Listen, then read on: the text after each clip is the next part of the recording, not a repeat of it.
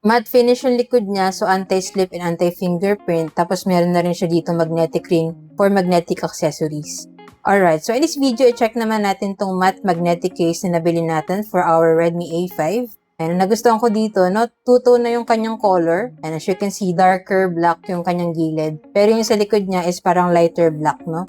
Meron na siyang magnetic ring for magnetic accessories. And then, ayan, meron din siyang camera bump for extra protection sa ating mga camera. Tapos, accurate din yung mga cuts niya. Kita lahat ng buttons, yung mga ports, kita lahat. And then, meron din siya ditong holes for lanyard kung naglalagay kayo ng lanyard sa phone nyo para mas secure yung paghawak natin. Tapos, sa harapan, elevated ng konti sa screen. So, mas protected yung screen ng phone natin if ever na mabagsak natin siya na paganyan, di ba?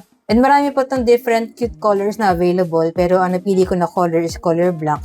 And then, available din to for other Xiaomi Redmi phones. So, kung interested din kayo sa ganitong matte magnetic case for your Xiaomi Redmi phone, check nyo na lang dyan sa Yellow Basket. Dyan ko nabili yung sa akin para same quality and legit store din yung mapagbilan nyo.